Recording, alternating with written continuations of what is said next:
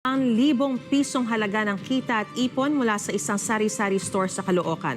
Pinaghahanap pa ang lalaking nahuli cam na nagnakaw at ang nagsilbing lookout. May unang balita si James Agustin. Nilapitan ng dalawang lalaki ang nakasaradong sari-sari store sa barangay 156 Caloocan.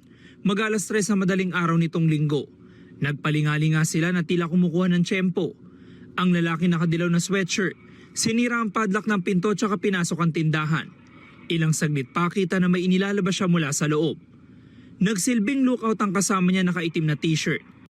May puntong napahinto sila nang may residenteng napadaan. Unang lumabas at lumakad papalayo ang lalaki nakaitim na t-shirt. Sinundan na siya ng lalaking nakadilaw na sweatshirt na dala-dala ang kanilang ninakaw. Sa isa pang anggulo ng CCTV, naglakad patungo sa East Service Road ang dalawang salarin. Ang pagnanakaw na diskubre na may-ari ng bubuksan na ang tindahan bandang alas 2 ng hapon. Pagtingin ko doon sa gate, yung padlock wasak na. Tapos pagpasok ko, bumungad sa akin yung maraming barya, nakakalat. Tapos winasak nila yung cabinet, may pera nakalagay pa doon.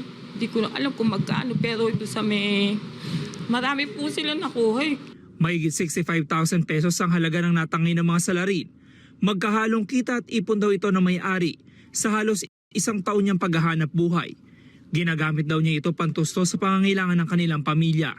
Kada benta ko, naguhulog ako doon. Bakit ganun ang ginawa nila sa akin? May maintenance yung mister ko.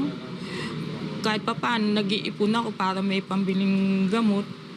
Makatulong sa mga anak ko. Ilang metro lang ang layo ng tindahan sa multipurpose hall ng barangay. Ayon sa mga taga-barangay, wala nakakakilala sa dalawang salarin na posibleng dayo lang sa lugar. Hindi po ito residente ng Barangay 156. Malapit lang po kami sa boundary ng Quezon City. Maaring ito po ay taga Quezon City or sigurado po kami hindi po ito sa amin. Mas paigtingin din daw nila ang pagbabantay para maiwasan ng ganitong insidente. Meron po kaming police on duty at lagi po naming minomonitor yung pagitan po, yung boundary po ng 156 at ng Quezon City, which is the Barangay Balumbato and Barangay Unang Sigaw. Naipag-ugnayan na rin ng biktima sa Caloocan Police para matukoy ang pagkakakilanlan at mahuli ang mga salarin. Kung nasan man kayo, kung may konsensya kayo, ibalik nyo na lang yung pera. Pinaghirapan ko yan. Ito ang unang balita. James Agustin, GMA News.